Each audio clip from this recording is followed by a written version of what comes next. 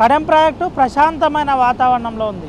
కడెం సేఫ్గా ఉంది. కడెం 9 కోట్ల రూపాయలతో కడెం మరమ్మత్తు అనంతరం 18 గేట్లు ఎట్ ఎ టైం లేపడానికి ఆస్కారం కనబడుతుంది. అయితే మనం ఒకసారి చూపెట్టచ్చు కడెం ప్రాజెక్టు ప్రస్తుత పరిస్థితి, తాజా వాటర్ ఫ్లో కూడా చూపెట్టే ప్రయత్నం చేస్తున్నాం. పూర్తిగా పైన నుండి నేరుగా వాటర్ ఫ్లో వస్తున్న పరిస్థితి. కుంటాల జలపాతం నుండి నేరుగా వాటర్ ఫ్లో ఇటు కిందికి వస్తుంది. దాదాపుగా ఇప్పుడు 26,000 క్యూసెక్ల నీరు కిందికి వస్తున్నాయని ప్రాథమికంగా అధికారులు ఒక అంచనా వేసిన పరిస్థితి, చెబుతున్న పరిస్థితి. దాదాపుగా 25,000 పైచీలకు క్యూసెక్ల నీటిని ఇటు కిందికి వదులుతున్నామని చెబుతున్న పరిస్థితి. ఇటు ప్రధానంగా మనం ఒకసారి విజువల్స్లో చూపెట్టచ్చు.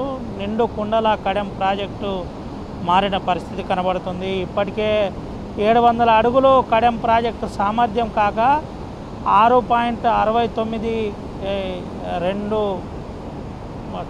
ఎంఎంగా దీనికి సంబంధించి నీటి నిల్వ ఉంచిన పరిస్థితి. 6.92 అడుగులుగా దీని ప్రాజెక్టు సామర్థ్యాన్ని మెయింటైన్ చేస్తున్న పరిస్థితి కనబడుతుంది. అయితే మనం ఒకసారి యంత్రాల గురించి కూడా చెప్పే ప్రయత్నం చేద్దాం. గతంలో కడెం ప్రాజెక్టు ప్రమాద స్థాయిలో ఉండే అటువంటి కడెం ప్రాజెక్టుకి అంతా నీట్గా గ్రీసింగ్ చేసిన పరిస్థితి. అనంతరం యంత్రాలన్నీ కూడా పర్ఫెక్ట్గా పనిచేసే విధంగా చూసిన పరిస్థితి.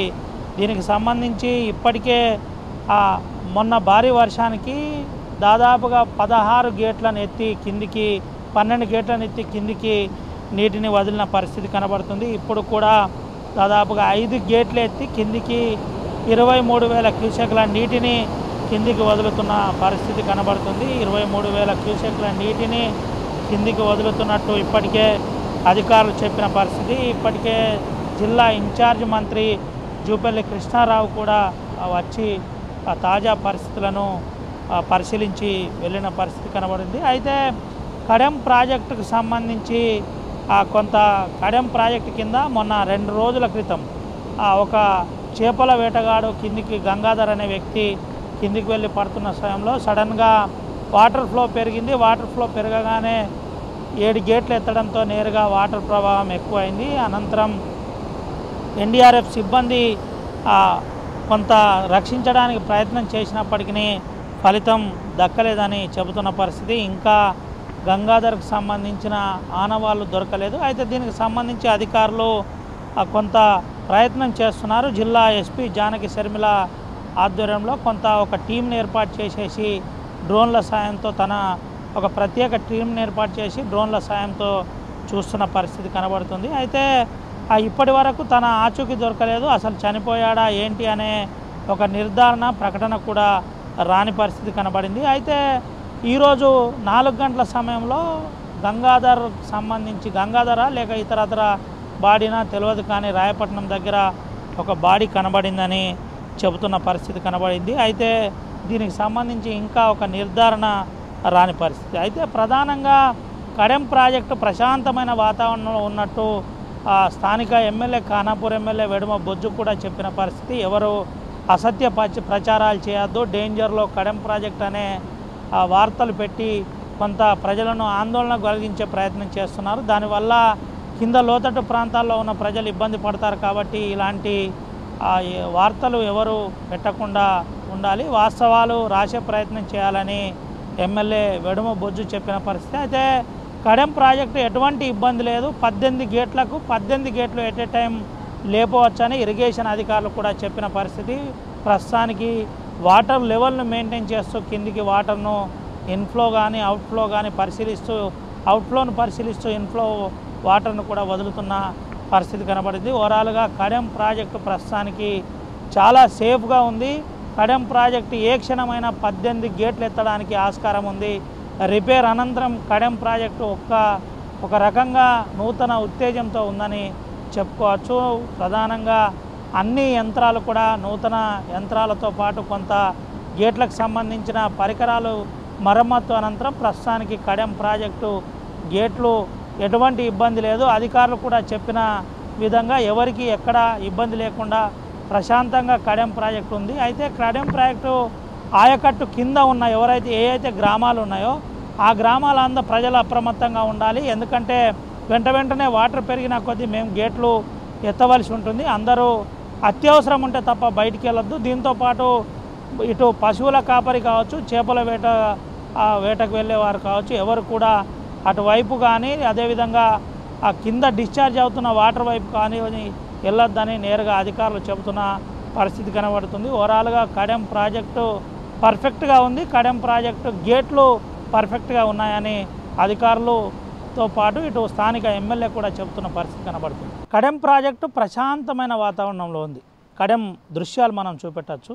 కడెం ప్రాజెక్టు కుప్టి నుండి కింది వరకు వచ్చే వాటర్ ఏదైతే ఉందో ఇటు నేరుగా వరద నీరు కడెం ప్రాజెక్టు చేరుతుంది.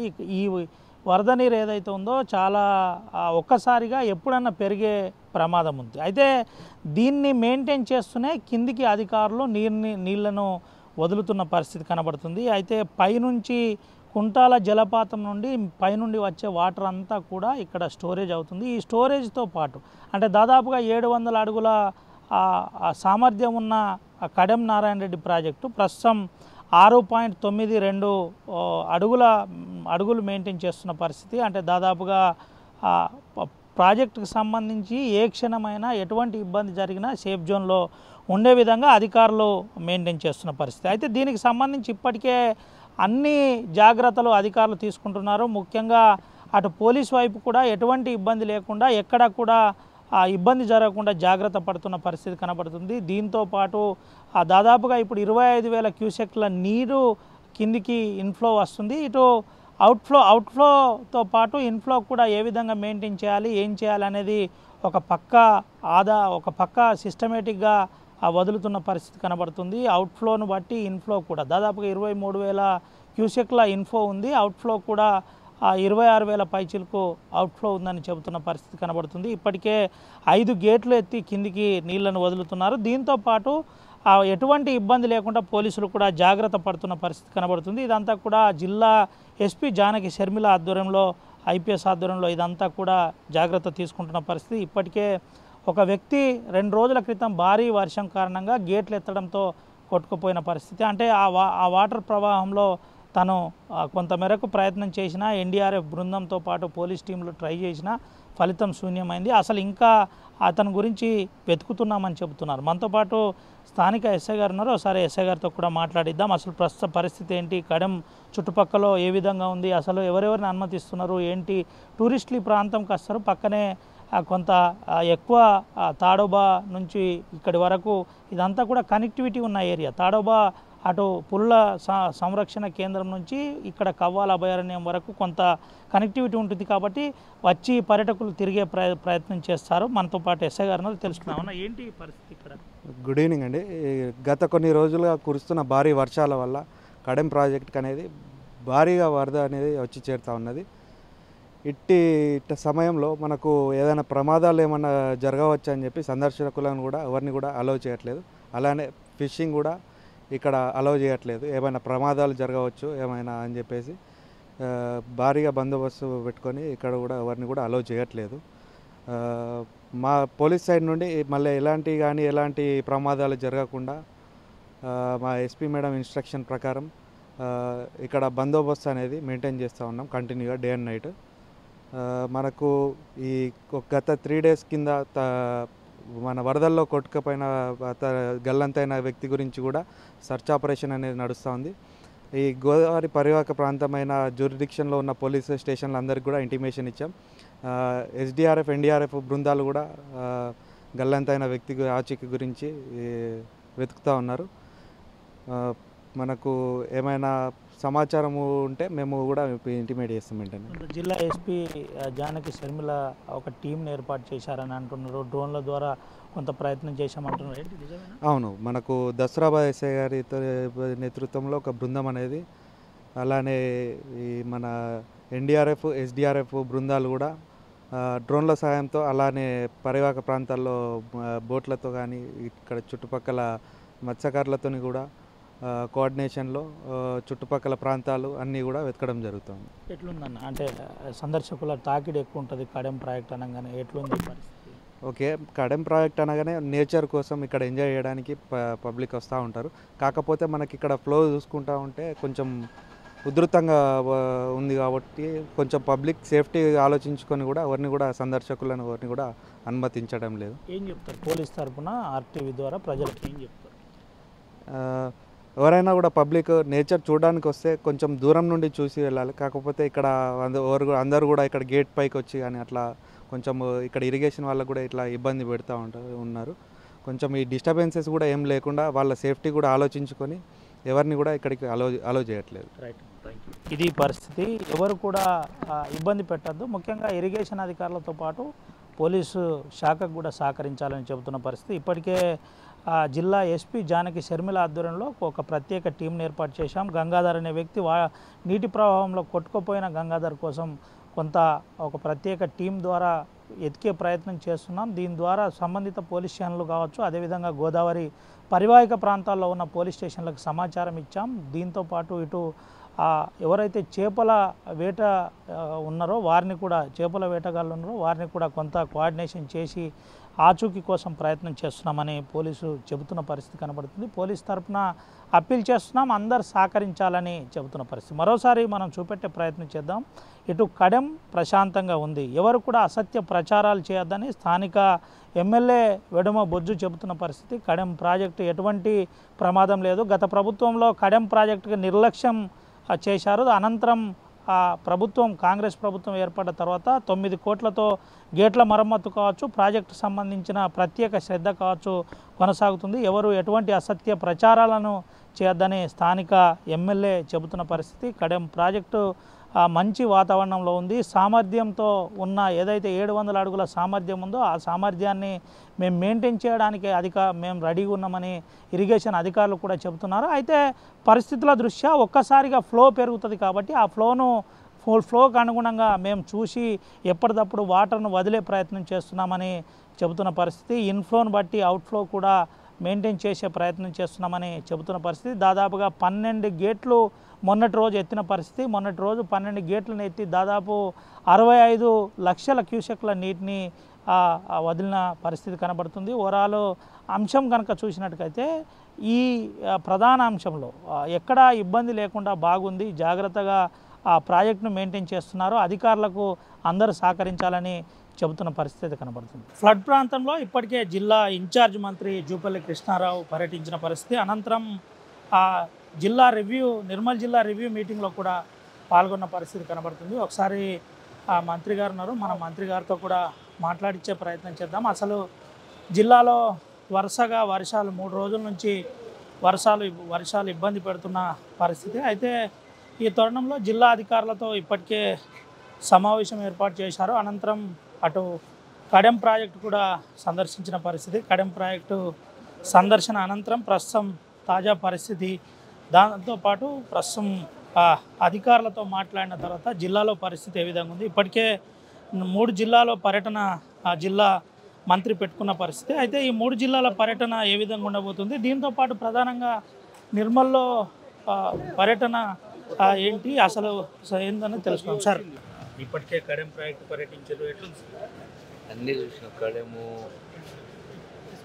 ఎస్ఆర్ఎస్పి, అట్లాగే రోడ్స్ డ్యామేజ్ వరకు కింద నిర్మల్ అండ్ ఆదిలాబాద్ 2 కూడా వరద ఉధృతికి జరిగిన నష్టాన్ని, అది రైతులు కావచ్చు, రోడ్స్ కావచ్చు, ఊరిళ్ళు కావచ్చు, వీటన్నిటిని కూడా పరిశీలన చేసి అంచనా వేయించి ఆ బాధితులకు ఏ విధంగా వాళ్ళకు సహాయపడాలి దాని కింద ఆ కార్యక్రమం చేస్తూ ఉన్నాం. ఇప్పుడు సమీక్ష కూడా నిర్వహించడం జరిగింది. సో వాటన్నిటి కూడా టోటల్ స్టేట్లో కూడా ముఖ్యమంత్రి గారు కూడా ఇప్పటికే అందరూ జిల్లా అధికారులతోటి వీడియో కాన్ఫరెన్స్ పెట్టేసి అప్రమత్తం చేయడం జరిగింది. ఫార్చునేట్గా ఏ ప్రపోర్షన్లో వరద వచ్చిందో డ్యామేజ్ చూసుకున్నప్పుడు తక్కువనే ఉన్నది. అంటే కొన్ని 3-4 చోట్ల అన్నట్టుగా ఉంది. రోడ్స్ అక్కడ కొన్ని డ్యామేజ్ అని అవన్నీ రెస్టోర్ చేశారు. డే 1 నుంచి జిల్లా కలెక్టర్లతో మానిటరింగ్ చేస్తున్నారు, వీడియో కాన్ఫరెన్స్ నిర్వహిస్తున్నారు. ఏంటి సార్, కొమరంభీం, ఆసిఫాబాద్ జిల్లా, ఆదిలాబాద్, నిర్మల్ ఇంకా ఏదన్నా అంచనా వేసిండ్రా లేకపోతే ఏం చేయబోతున్నారా? టోటల్గా వాస్తవానికి అనుగుణంగా మొత్తం కూడా స్టడీ చేయడము, సర్వే చేయడం, ఎస్టిమేట్ చేయడం, రెస్టోర్ చేయడం ఆ ప్రస్తుతం. Thank you. ఇది పరిస్థితి. అంతా కూడా వాస్తవికంగా ఏ విధంగా ఉంది ఫీల్డ్లో పూర్తి స్థాయిలో సర్వే చేయడం, సర్వే అనంతరం తెలంగాణ రాష్ట్ర వ్యాప్తంగా దీనిపై ఒక నిర్ణయం తీసుకునే ఛాన్స్ ఉందని ఆ జిల్లా ఇన్ఛార్జ్ మంత్రి జూపల్లి కృష్ణారావు చెబుతున్న పరిస్థితి. ముఖ్యంగా ఈ పర్యటన 2 రోజులు ఈ జిల్లాలో ఉంటుంది. ముఖ్యంగా ఇప్పుడు ఆదిలాబాద్ వెళ్తారు, ఆదిలాబాద్ అనంతరం కొమరంభీం ఆసిఫాబాద్ వెళ్ళి రేపు కొమరంభీం ఆసిఫాబాద్లో కూడా పలు ఫ్లడ్ ప్రాంతాల్లో తను సమీక్ష సమావేశం నిర్వహిస్తారు, ఫ్లడ్ ప్రాంతాల్లో పర్యటిస్తారు, వాస్తవికాలు తెలుసుకునే ప్రయత్నం చేస్తారని జిల్లా ఇన్ఛార్జ్ మంత్రి జూపల్లి కృష్ణారావు చెబుతున్న పరిస్థితి. చింతల మానపల్లి మండలం దిమ్దా గ్రామం కేతీని మరియు దిమ్దాలో మధ్యలో ఉన్నటువంటి లోవంతెన బ్రిడ్జి దగ్గర ఇక్కడ మా దిమ్దా గ్రామస్తులం రావడం జరిగింది. నిన్న బజారు ఉంటే బజారు వెళ్ళాలన్నా కానీ ఇక్కడ మోకాళ్ళ వంటి వాగుంటే వెళ్ళలేనటువంటి పరిస్థితి. ఇదే విధంగా మళ్ళా చింతల మానపల్లి మండలం నుండి మహారాష్ట్రకు వెళ్తున్నటువంటి రహదారి కూడా పొక్కలమయంగా మారిపోయి గత 20 రోజుల నుండి గవర్నమెంటు బస్సులు కూడా బంద్ చేయడం జరిగింది. కూరగాయలు తీసుకొని రావాలంటే ఒక ఆటో ఎక్కితే 200 నుంచి 300 రూపాయలు ఆటో ఛార్జీలు అవుతున్నాయి. కాబట్టి తక్షణమే స్పందించి అన్ని విధాలుగా ఈ ఎమ్మెల్యే గారు విఫలమయ్యి ఒక కేంద్ర ప్రభుత్వం ఆధీనంలో ఉన్నటువంటి ఒక ఆయన ఏదైతే మీడియా ముందు పోయి నరకడమే కానీ ఇక్కడ ప్రజల సమస్యలను పట్టించుకున్నటువంటి దాఖలాలు లేవు. ఏమంటే మీడియా ముందుకు వచ్చి నేను స్టేట్ కమిటీలో ఉన్నా అని స్టేట్ కమిటీలో పోతున్నాడు. మీరు ఏదైతే పాల్వాయి పురుషోత్తమరావు గారు మరియు రాజ్యలక్ష్మి గారు ఉన్నప్పుడు బీజేపీ గవర్నమెంట్ ఉన్నప్పుడు మాకు ఈ రోడ్డు 69 లక్షలతో మంజూరు కావడం జరిగింది ప్రధానమంత్రి గ్రామ సడక్ యోజన కింద. అప్పటి నుండి ఈ రోడ్డుకు మరమ్మతులు చేయాలన్నా కూడా ఇబ్బందిగా ఉన్నది. నీవు ఏ రోజు కూడా మా గ్రామానికే కాదు మండలకు ఏం చేసినావో చెప్పలేనటువంటి పరిస్థితుల్లో ఓ నలుగురు ఎక్కడుంటే అక్కడ పోయి మీడియా ముందు మాట్లాడము, నీకంతా మీడియా ఓ స్టేట్ కమిటీలో ఉన్నానన్న ఉద్దేశం తప్ప మరి ఇక్కడ ప్రజల పక్షాన పోరాటం లేదు. నువ్వు చేసేది ఏంటంటే చెట్టు పేరు చెప్పుకొని కాయలు అమ్ముకున్నటువంటి పరిస్థితిని. ఇది పురుషోత్తమరావు గారి పేరు మేము ఇప్పటికి కూడా అభిమానులను కాదనడం లేదు, కానీ మా విలేజ్ గురించి నువ్వు పట్టించుకున్నటువంటి దాఖలాలు లేవు. ఇప్పటికైనా తక్షణమే స్పందించి ప్రభుత్వం ఈ యొక్క బ్రిడ్జిని గత 23లో బోర్డు పెట్టిన అటువంటి కోనేరు కోనప్ప గారు మరియు ఇంద్రకరణ్ రెడ్డి అప్పటి మినిస్టర్ వచ్చి బిల్లబెట్టి అది అక్కడనే శంకుస్థాపన కానే ఉండిపోయింది. కాబట్టి మరి ఫారెస్ట్ అనుమతులు లేవని ఇంతవరకు ఆపిన్లు. గత సంవత్సరం ఫారెస్ట్ అనుమతులు వచ్చినాయని ఎమ్మెల్సీ గారు చెప్పడం జరిగింది, మరియు సీతక్క గారు చెప్పడం జరిగింది. మరి ఏదైతే ప్రభుత్వము ఆ రోజు 3 కోట్ల అంచనా విలువతో ఈ యొక్క బ్రిడ్జిని శాంక్షన్ చేసింది, ఆ తర్వాత ఏదైతే ఆయనకు ఎక్కువ కావాలనో అది మీరు మాట్లాడి అతి తొందరగా ఈ యొక్క బ్రిడ్జిని ప్రారంభించాలి. లేదంటే ఇక్కడ చాలా సమస్యలు ఉత్పన్నమవుతున్నవి. ఈరోజు అవతలికి వెళ్ళాలంటే అక్కడ పోలీస్ కాపలా, ఇక్కడ గర్భిణీ స్త్రీలు కావచ్చు, బాలింతలు కావచ్చు, పాముకాటు కావచ్చు, తేలికాటు కావచ్చు, ఇతర మొన్న ఒక ఆమెకు లోబీపీ వచ్చి కింద పడిపోతే వాళ్ళ కుటుంబ సభ్యులు అంతా ఇక్కడ భూములు లేకపోవడంతో వాళ్ళు పట్టణానికి వెళ్ళి హోటళ్లలో పని చేసుకుంటున్నారు. ఆమె దాటలేనటువంటి పరిస్థితి. ఆ రోజు అలాంటి సమస్యలు ప్రతి నిత్యం జరుగుతున్నాయి. కాబట్టి ఈ యొక్క చింతలమానిపల్లి టు గూడెం రోడ్డుని అతి తొందరగా నిర్మించాలి. అతి తొందరగా ఆ యొక్క పొక్కలల్లో పొక్లింగ్ పెట్టి నీళ్లు తీస్తే సరిపోదు. బస్సు ప్రయాణం ఉంటే స్త్రీలకు ఫ్రీ ప్రయాణం ఉంటే అటువంటి బస్సే బంద్ చేసిన తర్వాత పరిస్థితి ఏ రకంగా ఉంటుందో అర్థం చేసుకోవాలి. తక్షణమే స్పందించాలి. ఆ రోజు కూడా మేము మినిస్టర్ గారు ఐక్యరెడ్డి మరి వచ్చినప్పుడు కూడా ఇక్కడ ఆర్టీవీ రగాన్నతో మేము రవినాయక్ గారితో మాట్లాడడం జరిగింది. ఆ ఇంటర్వ్యూలో ఏనాడు మాకు బ్రిడ్జి కంప్లీట్ ప్రారంభం జరుగుతుందో ఆ రోజే మేము నమ్ముతామా అన్నటువంటి పరిస్థితి ఉన్నది. ఇప్పుడు ఎన్ని చెప్పినా కానీ మా గ్రామస్తులు నమ్మే పరిస్థితుల్లో లేరు. కాబట్టి అతి తొందరగా ఈ యొక్క బ్రిడ్జిని ప్రారంభించాలని ప్రజల పక్షాన డిమాండ్ చేస్తున్నాం. ఈరోజు దిమ్దా గ్రామంలో ఉన్నటువంటి ప్రధాన సమస్య ఒకటి బ్రిడ్జి అయితే, రెండవ సమస్య జీవనాధారమైనటువంటి పోడు భూమి. ఇక్కడ ఏజెన్సీ ప్రాంతం కావడంతో ఇక్కడ ఉన్నదే ఏజెన్సీ కావడం వల్ల ఇక్కడ కేవలం ఎస్టీలు ఒక 10 కుటుంబాలు ఉంటే దాదాపు 200 కుటుంబాలు బీసీలు మరియు ఒక 80 కుటుంబాల వరకు ఎస్సీలు మాల మరియు మాదిగ వాళ్ళు ఉన్నారు.